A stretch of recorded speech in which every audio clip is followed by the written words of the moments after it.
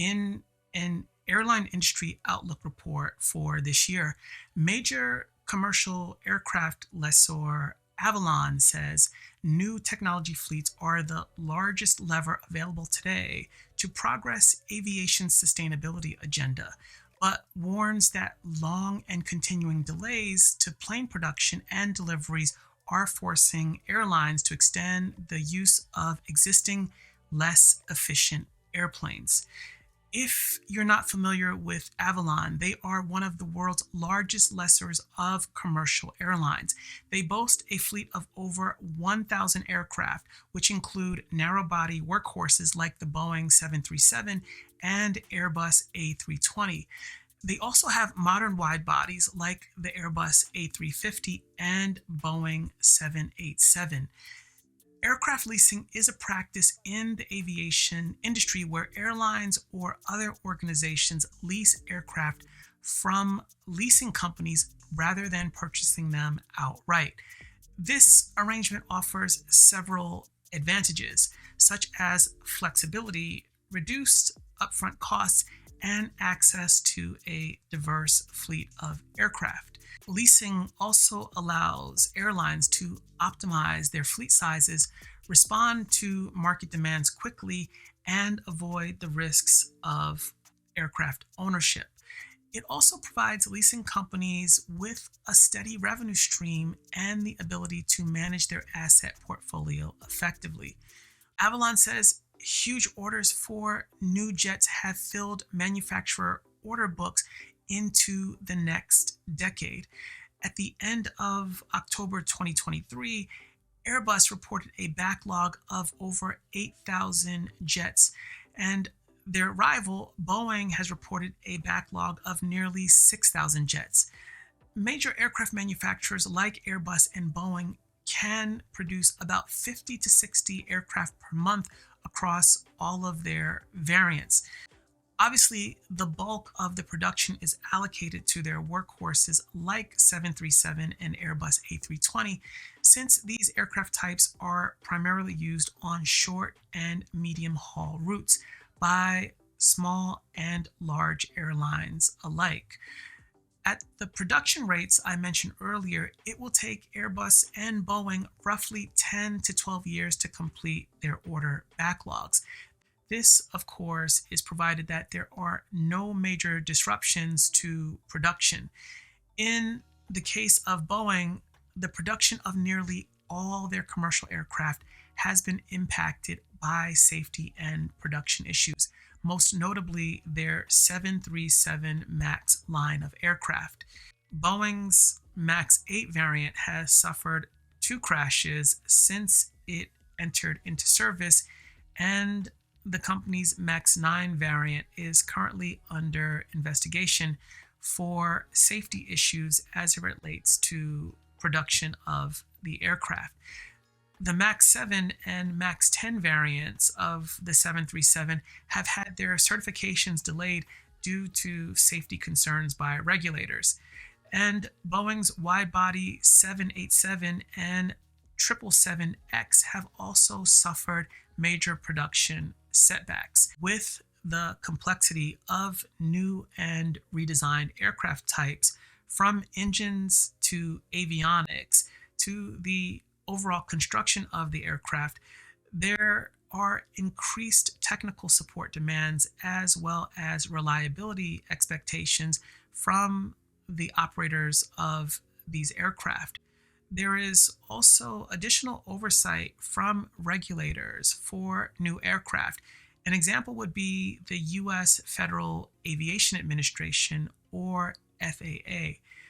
The time from the introduction of an aircraft program, meaning a clean sheet design, to its actual entry into service has gone from 7 years, roughly 20 years ago, to roughly 10 years now. For example, Boeing's 777X wide-body program was announced in November 2013, with delivery to customers planned for 2020.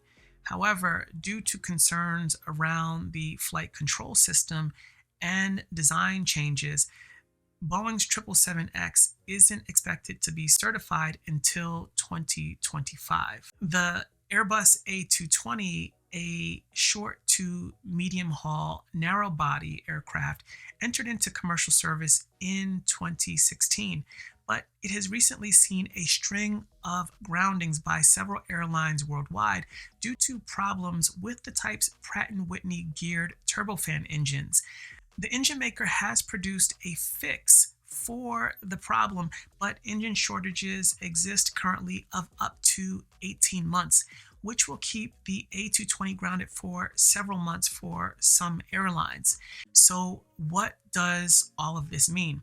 Well, production delays and delivery setbacks have forced airlines to lean on older, less efficient aircraft longer than anticipated. According to Avolon's report, deliveries of commercial aircraft increased every year until 2020. And since the pandemic, there has really been a sharp drop in deliveries of commercial aircraft, as well as challenges by aircraft manufacturers to ramp up their production rates. Since the pandemic, 3,400 aircraft that were planned for delivery still have not been built. With a shortage of new aircraft supply, major airlines are getting creative in terms of how they address the issue by extending their leases, buying used aircraft, and relying on mergers and acquisitions to access new aircraft deliveries. The lack of capacity is also supporting the return of last generation airliners. The Airbus A380 Super Jumbo and Airbus A330ceo widebody would be two examples. These aircraft are not nearly as efficient as modern widebodies like the Airbus A350 and Boeing 787 Dreamliner.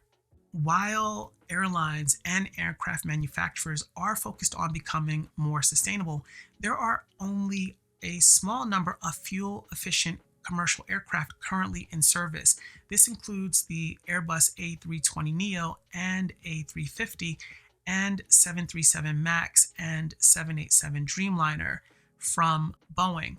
There are currently over 2,000 Airbus A320neos in service worldwide, according to Airbus. Boeing has nearly 1,200 737 MAX aircraft in service. These aircraft, however, only represent a fraction of the nearly 24,000 aircraft in service worldwide, roughly 15% when factoring in the Boeing 787 and A350 from Airbus. There are still major airlines that operate old, inefficient aircraft as part of their fleets. US-based commercial carrier Delta Airlines has the oldest fleet with an average age of roughly 17 years old. Air Canada and United Airlines have some of the oldest fleets as well, at an average age of 14 years old. Both Delta and United have fleets of nearly 1,000 aircraft each.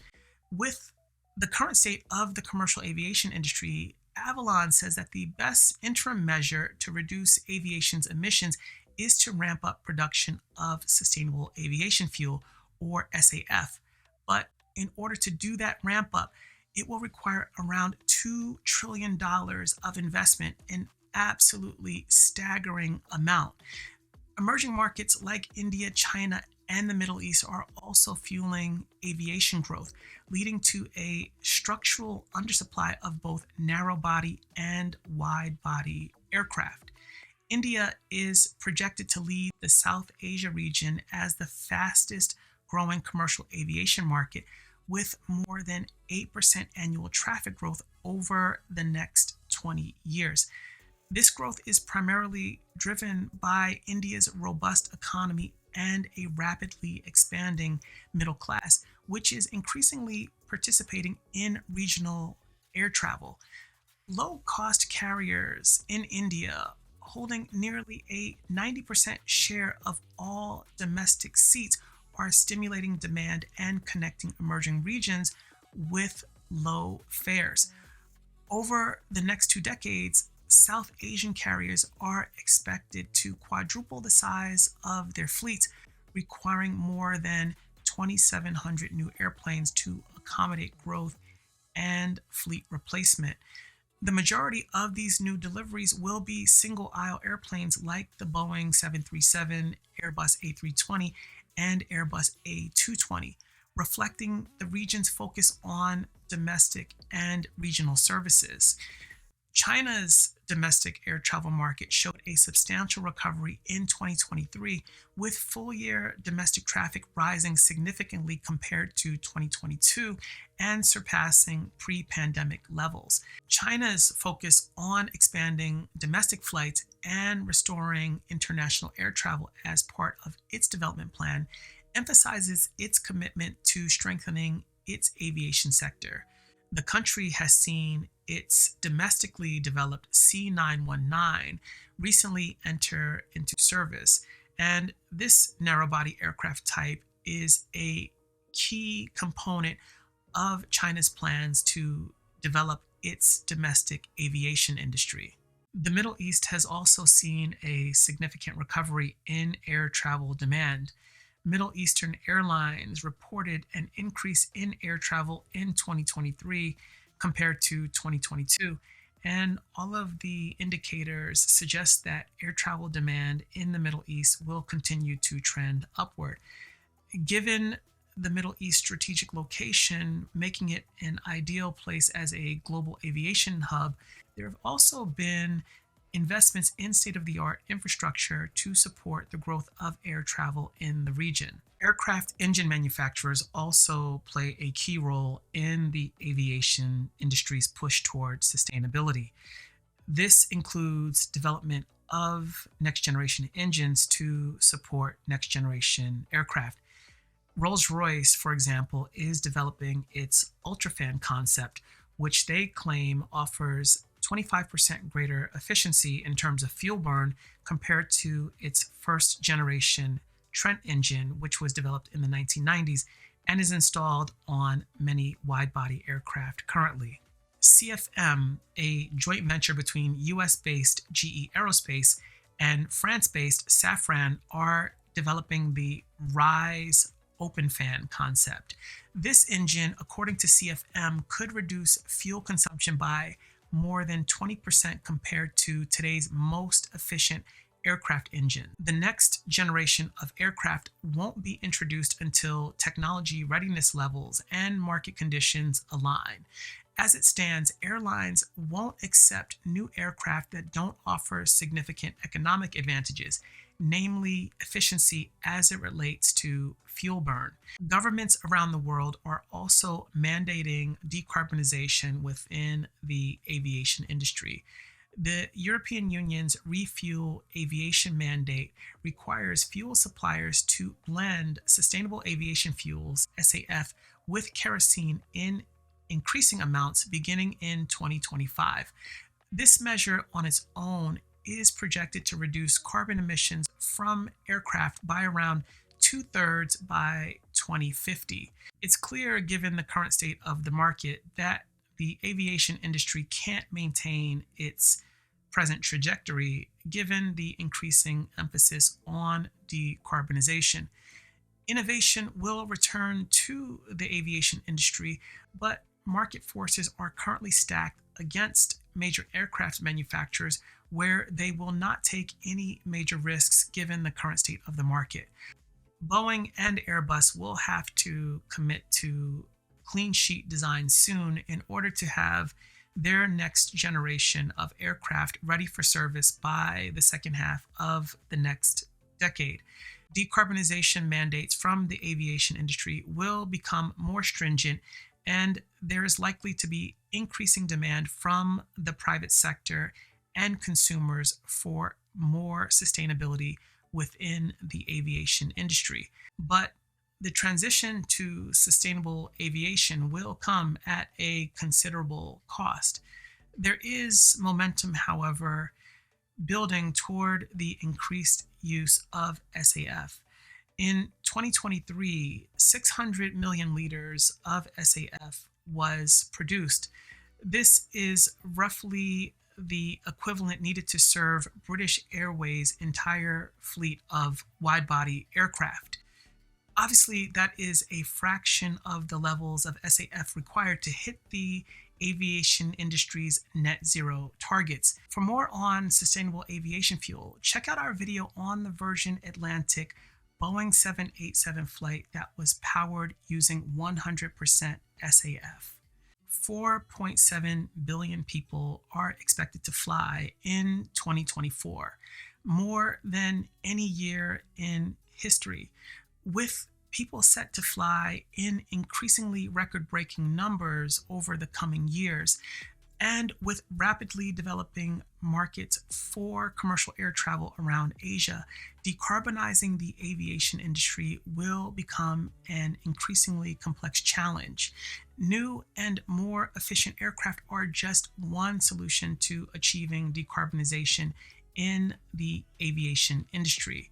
As always, thanks for watching. For more topics like this from the definitive source for clean tech, sustainability, and e-mobility, make sure that you like and that you're subscribed to cleanearth.io.